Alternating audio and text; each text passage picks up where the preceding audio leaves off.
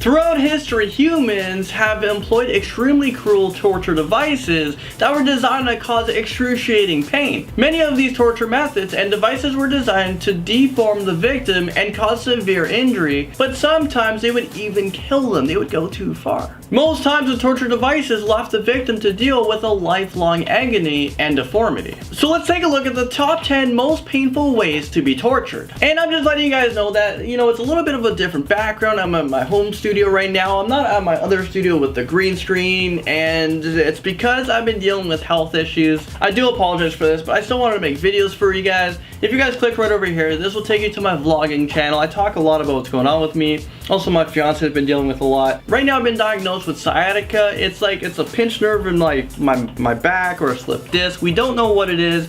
All I know is I'm in pain every single day, and my whole leg is so numb, I can't do anything. So I'm in and out of the hospital constantly, and that's why I have to film in my home studio. Right now, I'm actually going for an emergency MRI test. I have another EMG test. I probably already had it by the time you watch this video, and it's a test to see if I have MS or anything like that. They're gonna do tests on my nerves to see what's going on, because I don't want to be in pain every single day. It's been 3 months. Also, my fiance, she needed surgery, and we found out about it, and she had the surgery the next day. It was huge, it was shocking, it was out of nowhere. So we actually have producer Liam helping me out here. I stole him from the studio, so he's here helping me film at home. So I'm trying to take care of Britt, take care of myself, and Liam's just pretty much taking care of everything. So I thought I had to explain to you guys, but enough of all that. Let's get into what you guys came for. I just want to say thank you guys so much for the support. We're nearing 2 million subscribers, which is insane. And for my vlogging channel, if you guys want to head over here, also the link will be down there in the description below. I've been vlogging for 800 straight days, which is insane, and it's because of you guys. You guys are crazy. Okay, enough of all that. Let's get right into it. So starting off this painful list, and I'm in a lot of pain too. Well, let's start off in at number 10. We have rat torture. During the medieval times, one of the most vicious torture methods involves a cage with one open side strapped against the victim's body. The cage will then be filled with large rats, and then heat would be applied to either side of the cage. The rodent's natural instinct would be to try to escape. It's so hot in there. So in order to do that, they would burrow through the victim's body, which would be fatal. Painfully making our way into this list, and at number 9 is the breast ripper.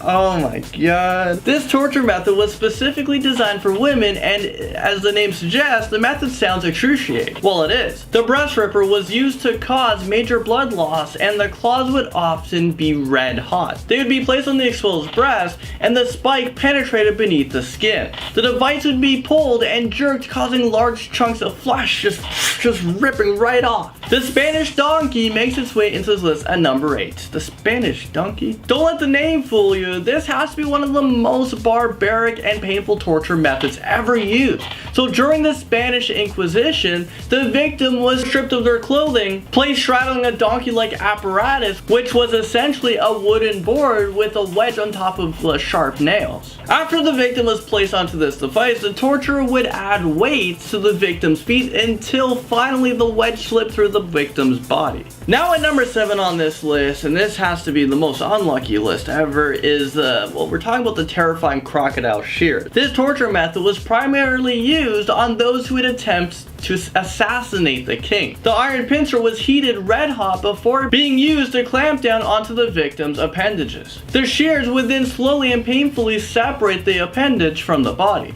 Although this device was used to mutilate the fingers, its most common purpose was to mutilate a man's penis. Or if the man's unlucky, the device would just lead to intense bleeding from the severed arteries. This device sounds like something that came straight from hell. Like, seriously. The head crusher comes in at number 6. This brutal torture device was commonly used only by the Spanish Inquisition. The victim's chin would be placed over a bottom bar, and the head was under a metal cap. The executioner would then slowly turn the screw, which would gradually compress the head between the bar and cap. At first, the teeth were smashed and disintegrated into the jaw, then the eyes would become squeezed out of the person's socket. Oh my god, I mean, is this real life right now? What is going on? This agony would last hours until the victim's brain was finally crushed. This torture method was an effective way to extract confessions. However, even if the torture was stopped midway, the person would have irreversible damaged brain, eyes, and jaws. Okay, now moving into number 5, we have the lead sprinkler. Okay, what is this one? This is one of the many torture devices that inflicted extreme pain. This list is just so crazy. This device was usually filled with molten lead, although many other liquids were also used, such as tar, boiling oil, boiling water, you get the point. The victim was tortured by using this device by dripping the hot and burning content onto the stomach or other parts of the body, sometimes including the eyes. The tub makes an appearance in at number 4. The victim or body was forced to sit in a tub which had a lid to cover everything except for the head. The head was then dipped into honey to extract insects and bees. I mean, who comes up with this stuff? Okay, so the victim were regularly fed, so they would eventually be swimming in their own feces. Soon worms and maggots from the rotten feces would eat their bodies alive. Making its way to number 3 on this list, we have the Judas cradle. The victims were forced to sit on a tall pyramid-shaped structure while men would pull them down with ropes. The goal is to force their butt or vaginal orifices to open and slowly impale the victim. This torture would last from a few hours to a couple days. Just kill me now. This was done so that the torturer could acquire vital information from the victim. If he or she refuses to talk, the torturer would either add more weight to the victim or make him or her fall repeatedly on the device. The cradle was rarely washed, so the victim would die from either the impalement or due to the infection. And at number 2, we're talking about the pear of anguish. This torturous method was used in the Middle Ages to punish homosexuals, adulterers, or women who had abortions. The pear would be inserted either vaginally or through the bum closed, then it was twisted open. As it twisted, the pear split into 4 prongs with sharp ends, which would proceed to rip the insides of the victims. The pear in anguish was also used on liars and thieves, and it would also be placed in the jaw. And finally, coming into number 1 spot for this messed up list, we have the rack.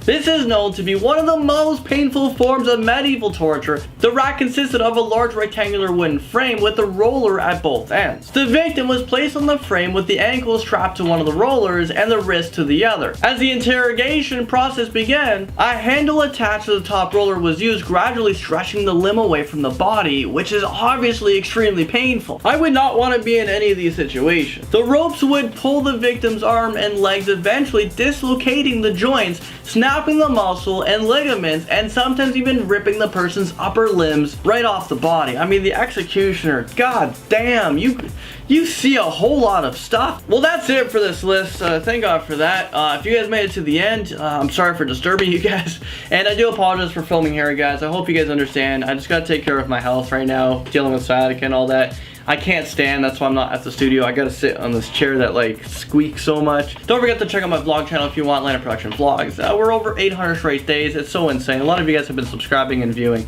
So I thank you guys for that, and I thank you guys for this. We're nearing 2 million subscribers on this channel. So until then, guys, I'll see you in the next video.